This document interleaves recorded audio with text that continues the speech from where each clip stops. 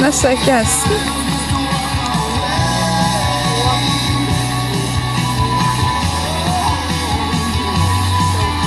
Jeg kan lige oplyse en top 3. Som foreløbig nummer 1 ligger Victoria Gulliksen med 0 fejl i tiden 63,22. Som nummer 2 har vi Annette Ringnes, også med 0 fejl i tiden 72,60.